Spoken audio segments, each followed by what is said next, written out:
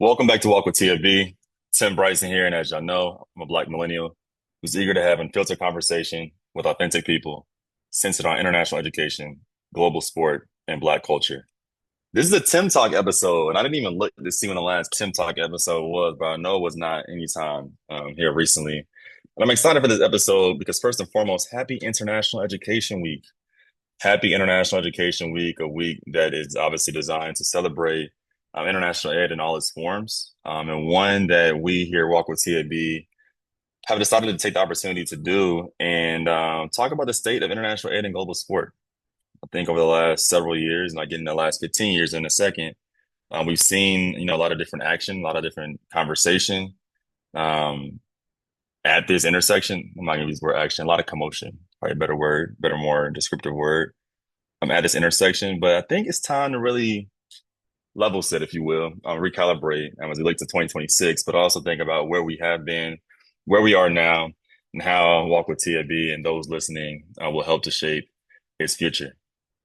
It definitely feels good to be back on the microphone and doing a Tim Talk episode. I know the last couple episodes have been with a few guests, Dr. Javier and Catherine Thompson, both of whom have shared very important perspective as it relates to international athlete development, international athletes in particular, here in the United States. But it also feels good to be back in community with y'all, right? I mean, Walk with TAB is a space that we've created over the last 5 years that has become a communal space where we can have more critical conversations that talk deliberately at the intersection of international education and sport. These industries have historically felt disconnected. Again, the work we're doing is helping to bridge them in a way that probably has not been done before. And today's episode in particular is a snapshot. And I want to say a snapshot because I could literally talk about this for hours, if not days, quite literally. But I want to just give us a snapshot just based off of one, my story and what informs the work that we do here at Walk with TFB. Two, a snapshot of where we are right now at the intersection of global learning and sport. Again, a lot of commotion right now. And then three, a snapshot of Walk with TFB services, opportunities, and directions we're offering to schools who are ready to lead in this moment. So again, those three snapshots, my story, where we are now, and then services, opportunities, and direction. And as I said on countless different occasions and still mean it, it's personal, quite literally. So let's get into it. If you follow us on Instagram, you saw the picture of my first time, my first international experience down in Daran, Guayaquil, Ecuador, all the way back in June 2010. I got to give a shout out to St. Xavier High School in Cincinnati for even creating an opportunity like that for me to take advantage of as a high school student. But it was that moment that I chose to go to Ecuador. And as I shared in the post, right, there was an opportunity that was 10 days long as opposed to 4 weeks. Didn't overfill my sports schedule, which is very reflective and congruent to where we are even 15 years later. Two, practice my Spanish, but also be with the people. Again, something I desperately wanted to do in my service trip as opposed to building structures or, delivering services that may not be sustainable after we left. Again, personal opinion, if you will. But number three, to play soccer. I got to play soccer with the local community, especially at the time in 2010 when the FIFA Men's World Cup was happening at the same time. Now, that was 15 years ago, and that was 2010, as I mentioned before. And unfortunately, during my undergrad program, I couldn't study abroad because of, honestly, it cost too damn much to keep it a bug with y'all. Did not have the opportunity to study abroad in my master's program because, again, they were going to Ecuador. Didn't want to go back to Ecuador in the same sense, but did study abroad in my grad program, my doc program currently. Been in Cuba twice. Both experiences expanded my understanding of not just the diaspora, but also diplomacy, identity, and mobility. I got to study abroad a third time, I guess, in my doc program as I went to NFL Africa Academy down in Saly, Senegal, but also got to stop in Rwanda as well for the Basketball Africa League championship game. On my own time, I got to visit the NFL Academy over in Loughborough at Loughborough University, home to the Africa Europe campus. I also got to attend a women's basketball game in Paris, the Athletic We Play game. Got to work with Fulbright as a consultant, helping to introduce and expand opportunities for college athletes to pursue the Fulbright program. So I've got to do a lot of dope things over the last 15 years. But I would say three of the ones that truly stand out is one, you got to create the Internationalization Athletic Summit. And that summit, as y'all know, was virtual for the first 2 years, in person last year across England.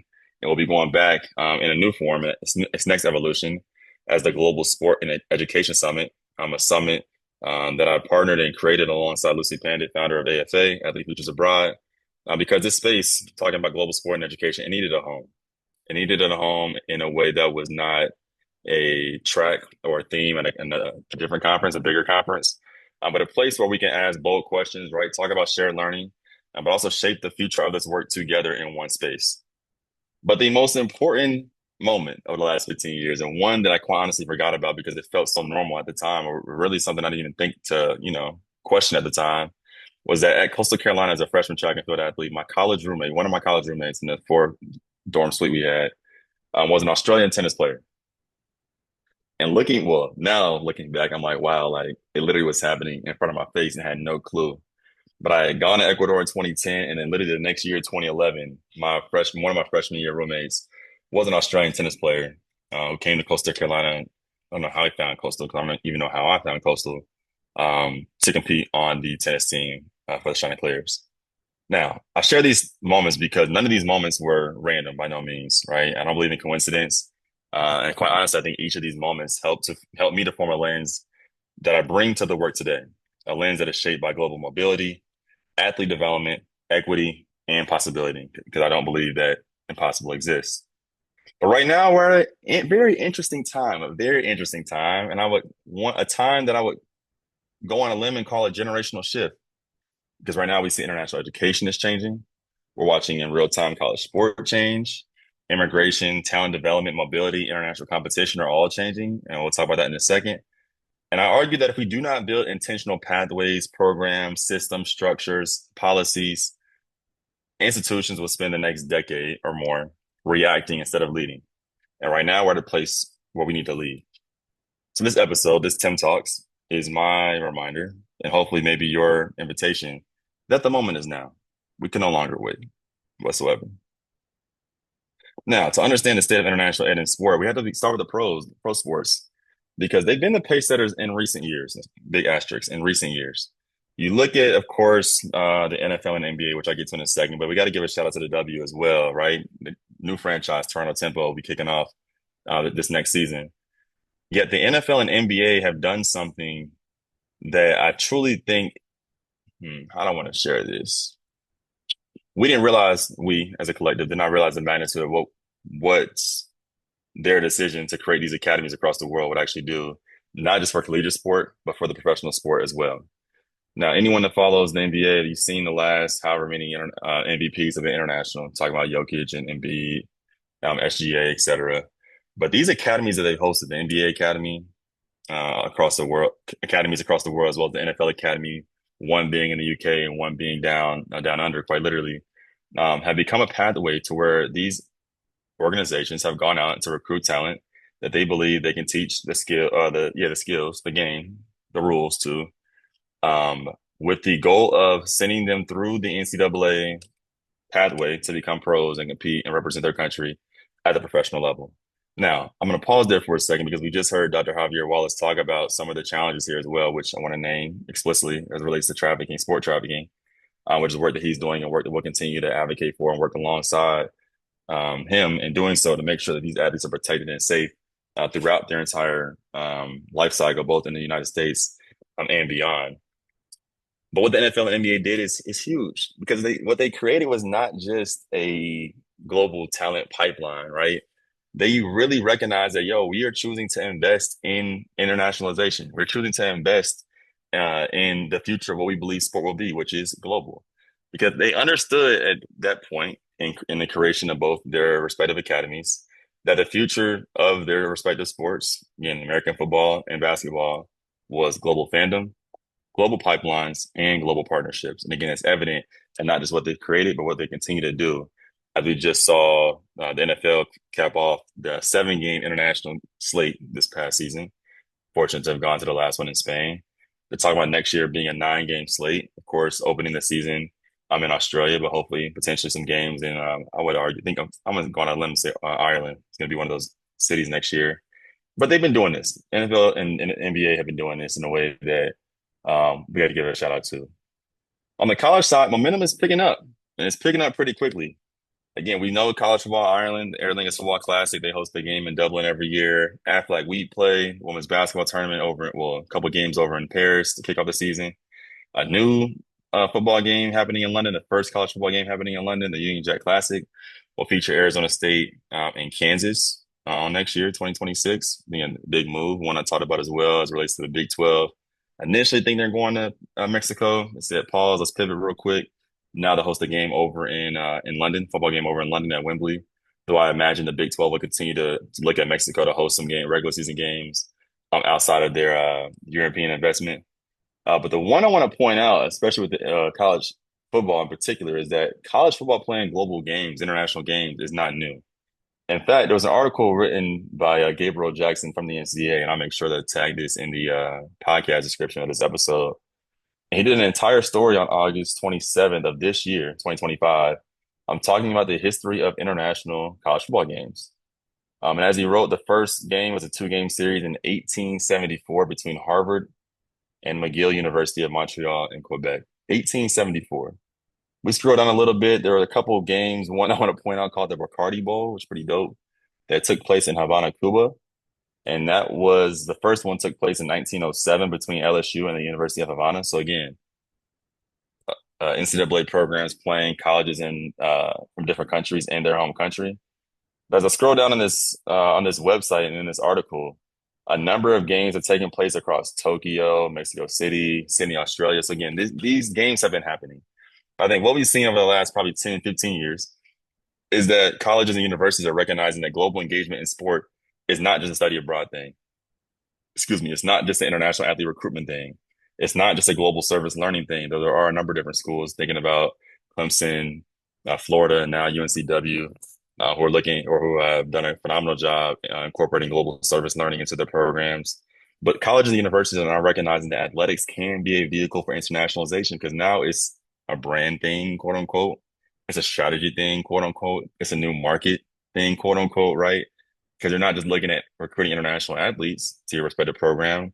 You enter a new market like London, and I've said this on, I think, a couple podcasts, if not definitely uh, a more casual conversation with some of my friends.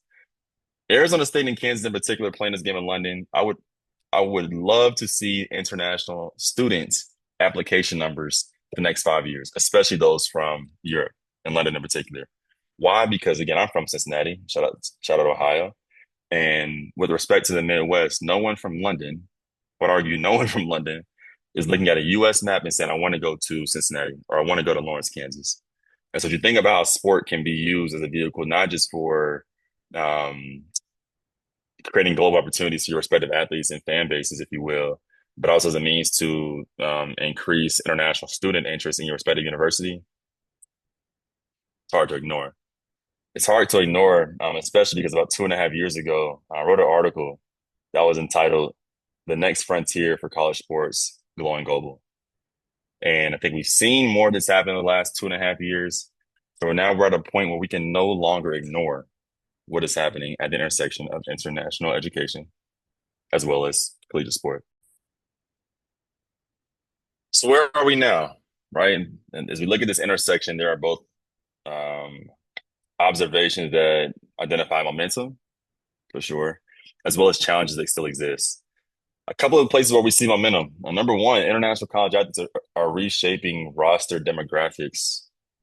We know this historically has been through Olympic sports like hockey, tennis, soccer, in particular, what else? Golf, cross country, etc.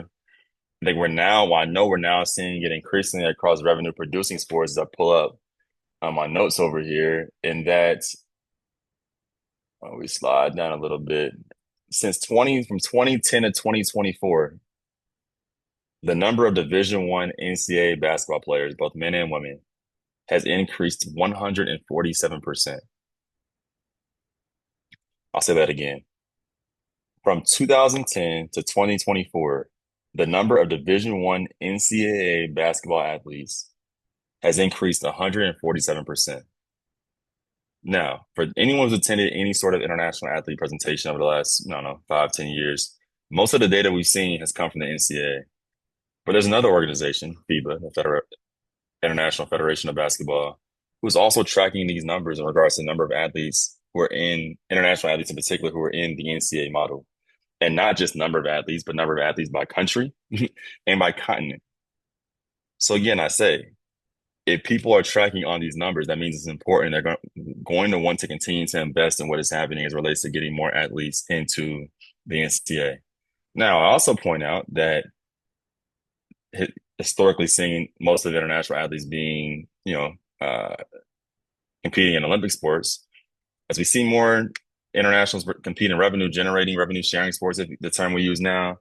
Now we're going to see, I think, more conversation and critique as it relates to what their experience is as compared to their non-international peers, right? Because again, we think about everything tied to their F1 I-20, or sorry, their F1 visa. The money's not looking the same. So I'm curious to see, and think we should all should be curious to see how international athlete advocacy from coaches in particular continues to increase, but also become louder here these next several months, and definitely the next more recent years, as money in the collegiate space, as we all see, is pretty hard to ignore as well. As a result of athletes participating in revenue generating sports, revenue producing, rev share sports, I think colleges and institutions now are asking different questions because, again, the inequity as it relates to their experience, a holistic experience while here as a collegiate athlete in the States, is not fair, for lack of better words. And so now we're seeing schools ask questions like, how do we support international athletes holistically?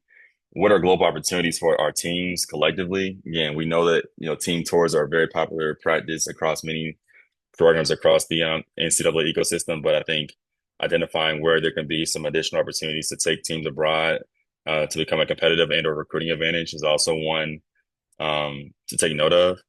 But we're also seeing, I think, schools ask, could athletics and international offices, international student support offices, collaborate more intentionally outside of an orientation to kick off the year and outside of a potluck, outside of a freaking potluck. How does sport and international collaborate in ways that are more intentional that support the holistic development of international athletes? Now, someone with experience working on a college campus, I know that it's not fair, it's not right to name these things, but I also name the challenges that come with them. Number one, buy-in. I hate the word buy-in. I hate the term buy-in, quite honestly, but nonetheless, it's the biggest barrier. It's still the biggest barrier right now because international athletes do not have access to the same voice to advocate for their rights, their needs, as their non-international athletes do because they're on a visa, right? A status that could be revoked and have them leave the country. Number one. Buy-in is also the biggest barrier right now because there are a number of different, competing priorities in college sport. Mentioned rev share, right? NIL still is one, transfer portal, comments realignment, folks are still dealing with. A lot of things are happening here. And international athletes, like quite honestly, have not been a priority for many schools as it relates to getting them support they need to thrive throughout their life cycle in the United States. So buy-in. Number two, silos. Schools are still working in silos. They're doing a very good job at doing so. And we know that because international athletes in particular are still having a hard time getting the support they need. But silos is also a challenge. Number three, support gaps. So we've seen increasing research on international athletes, which has been phenomenal. But I think about the diversity within the international athlete population, particularly Black athletes, Black international athletes, we cannot simply take research that does not acknowledge the racial diversity within the international athlete population and slap it on to a program and say this works. It don't work like that. And quite honestly, in the research, we need more research that identifies and explores, examines alongside these athletes their experience so that we can better support them in ways that they're expressing they need. As it relates to that, number four, research to action gap. Now, I just went to a conference in Seattle a couple weeks ago, the NAS conference, Sociology of Sport. And someone raised their hand and said, yo, we've been talking about international athletes for a while now. Like, why has there not been any change? And I agree. I think part of that change that can happen and should happen, I think sooner than later, is academics partnering more closely with practitioners, educators who are working in the departments, ensuring that their work is not just accessible, but also being applied in ways that makes sense for their respective campus and those college athletes. And last but not least, last challenge is life after the NCAA, so life after competition. So what's next? So we talk about momentum as it relates to the number of athletes coming to the state, number of international athletes coming to the states, as well as where they're coming from, what teams they're competing on. But challenges as far as buy-in, silos, support gaps, there's research to action gap, as well as life after competition, are all things that we need to make note and take note of. But fortunately, Walk with TFB is here and was built to help close these gaps on purpose. On purpose. But before we move on, I want to clarify something. International athlete development is not just recruitment. It's not just compliance. It's not just study abroad as he thinks about, taking international athletes to their home country or domestic athletes to a different country. No, that's not what it is. International athlete development, internationalization, and athletics includes, but is not limited to the following: immigration education, culture responsive advising, global leadership and identity development, global academic and career pathways, intercultural learning and community building, alumni and mentorship networks across borders. That's a big one right there. And support for racialized experiences, especially Black international college athletes. This is the work that I'm talking about when I say international athlete development, internationalization and athletics. This is the work I'm talking about. I'm not just talking about how to recruit international athletes to the United States. Again, we've seen schools, coaches do a great job of doing that the last 2 decades. But what happens once they get here as it relates to retention and belonging? How are we preparing them to thrive in careers, non-competition careers, either in the United States, their home country, or third country? How are we internationalizing our curriculum to ensure that all college athletes who enter, who are on our campus, leave with a global mindset that makes them competitive for the respective job search? That's what I'm talking about when I talk about athlete development, internationalization, and this intersection between international ed and sport. So here are 5 things I believe we should know about this intersection of international ed and sport right now. Number one, sport right now is one of, if not the most strongest engine of internationalization in higher education. We see college sport driving global strategy as it relates to visibility, partnerships, and pipelines in ways that few units can on a college campus. And again, we've seen that with more schools across the membership wanting to have interest in competing abroad, simply put. Number 2, international college athletes are reshaping campus culture and demographics. Excuse me. So as I said before, we know, and I think historically have talked about international athletes as a monolith, globally speaking, right? In research and in practice, but their unique experiences and lived realities coming from where they come from across quite literally the world, I was reshaping what campus diversity looks like on our respective campuses. Number 3, the future of athlete development is international. So I'll reframe that and say it's time to internationalize our athlete development curriculum and our academic advising structure, practice. We see athletes are studying, interning, researching, and obviously competing abroad. But we're also seeing, again, fellowships like Fulbright, Rhodes, be part of all athletes' journey, postgrad. Number 4, institutions cannot keep athletics and international education in silos. Silos slow progress and alignment accelerates it. So I think we've seen more schools here recently, on the international ed side, be more interested in engaging with college sport. While college sport, I argue, I think it's still stuck in this, competition. How do we get more global competition? How can we finesse and, do an additional team tour in a way that, supports our athletes who are unable to study abroad? But I think it's time that we got to pull each other together. And I'm doing my part. Walk with TV is doing our part to help pull these units together in ways that make sense. And I would say the last piece here is that the field athlete development is shifting from recruitment to career readiness. So it's not enough to just bring international athletes here, have them compete for conference championships, national championships, and to say, good luck.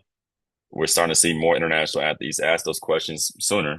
And if not sooner, as soon as they graduate, why didn't my school do their part?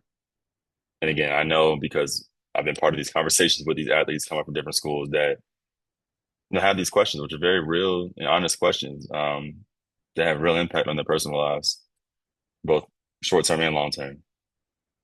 So these five truths, as it relates to sport being uh, a driver of internationalization, international college athletes reshaping campus culture, athlete development being internationalized, bridging the gap between athletics and international education, and the field shifting from recruitment to readiness are not just predictions, they're present realities. Again, ones that I'm sure you've heard in your own conversations with athletes, but also others that you may have read and researched or seen in presentations over the last couple of years.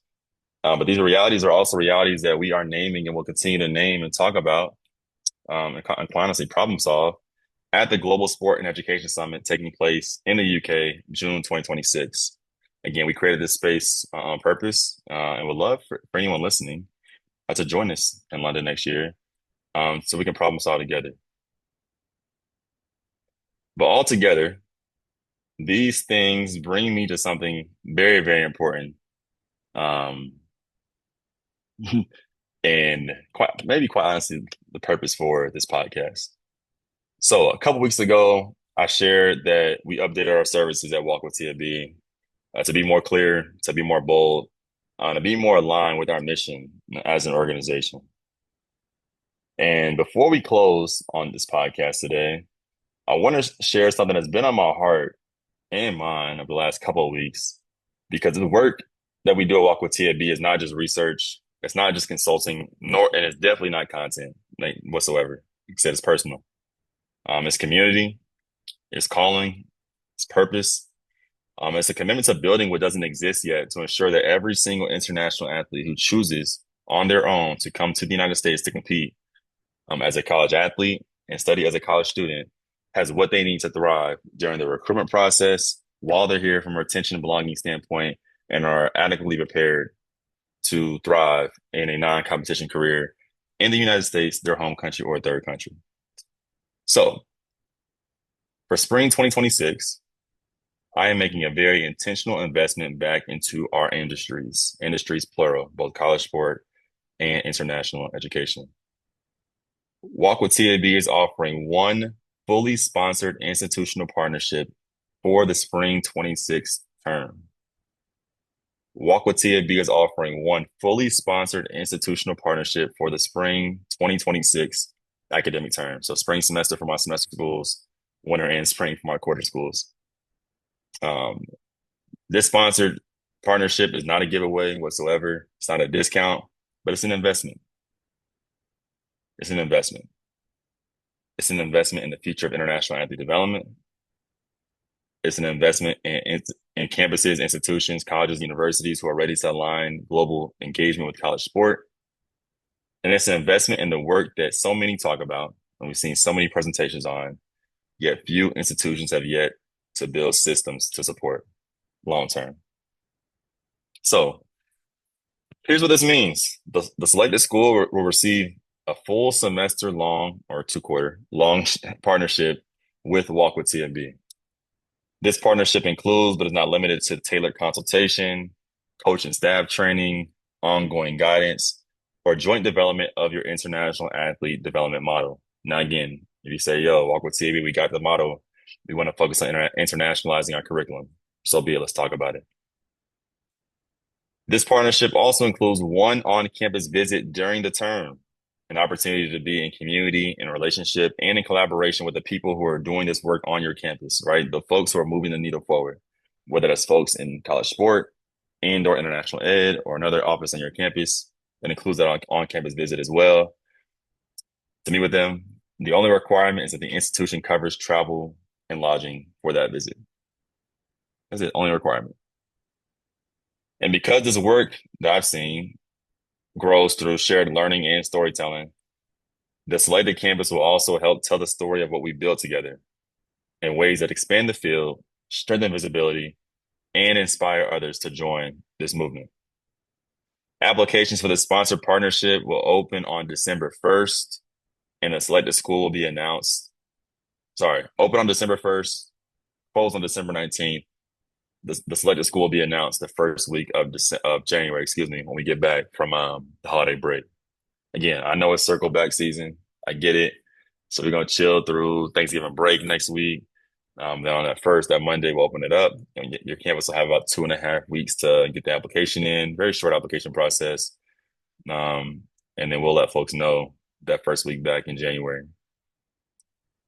So again, Walk with TAB is offering one fully sponsored institutional partnership for the spring 2026 term.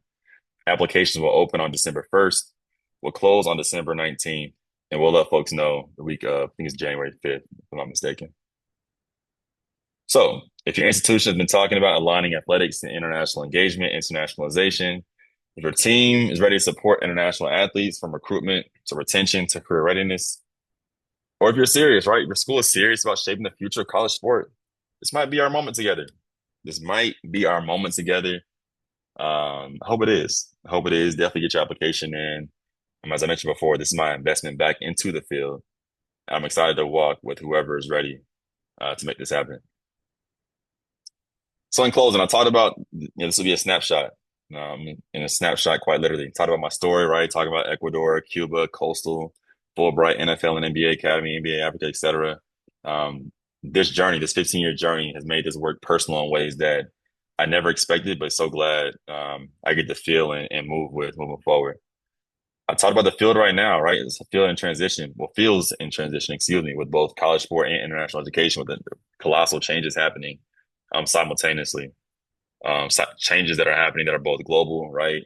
Shifting dynamics, but also shifting levels of urgency across different priorities that we have within both international ed and college sport. And then last but not least, I talked about what we offer, right? So Walk with TAB sits at this intersection of sport, education, and international mobility.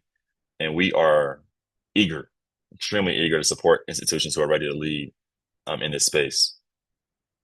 So to everyone working in international ed who's listening, to the coaches, the ADs, the deputies, the athlete development professionals, to fellowship advisors, international athlete advocates, global mobility leaders, this moment is ours too.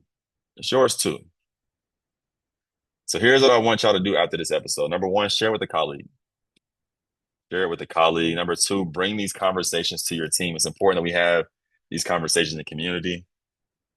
Definitely do not forget to apply for the sponsored partnership. Again, that will go live on December 1st. And if you follow Walk with TAB on both LinkedIn and Instagram, you will most certainly see that. Join us at the Global Sport and Education Summit, June 2026, June 24 to June 26 over in London. Again, you're part of this work. We want you there at the table to contribute. So in closing, this episode marks a new beginning, a new beginning. I said on LinkedIn, I believe, right? We've taken time as a business to pause and pivot, but we always kept walking. This beginning is one where we speak clearly about what this work is. A beginning where we build boldly toward what it can be. And a beginning shaped by community, the same community that will gather in London next year at the Global Sport and Education Summit to reimagine the future of this intersection. And one of the last things I want to say is this. 2025 has been a year. Now, y'all know as an entrepreneur, well, entrepreneurship is not, easy a lot of times, especially doing a PhD on top of that. And I recognize this year that storytelling is quite literally part of our superpower.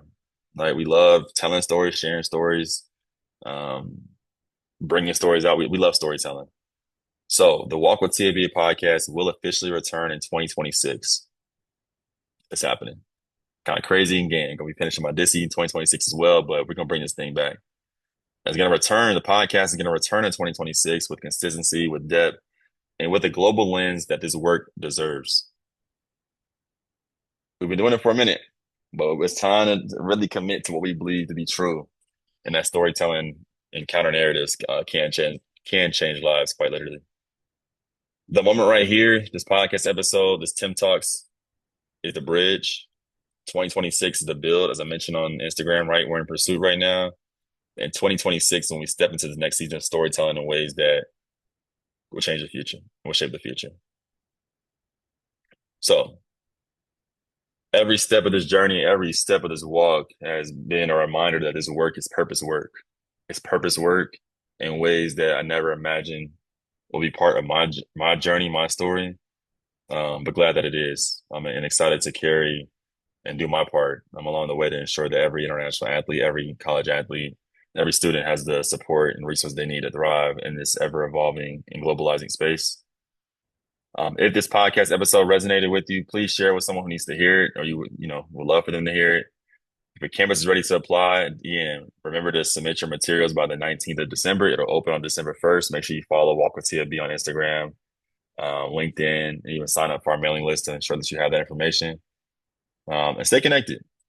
Stay connected. If you have feedback, have folks you want to see on the podcast in 26, let us know. We'll be sure to recap some of the things I mentioned today as far as NFL in Spain, Fulbright, et cetera, over the next several weeks before we close out the 2025 calendar year. But it's happening. It's happening. The future of college sport is global, and we're walking. Again, thank y'all for tuning in to another episode of Walk with TFB. We're excited. The future is ours. Um, it's time to go get it. It's time to go get it. As always, walking. Peace.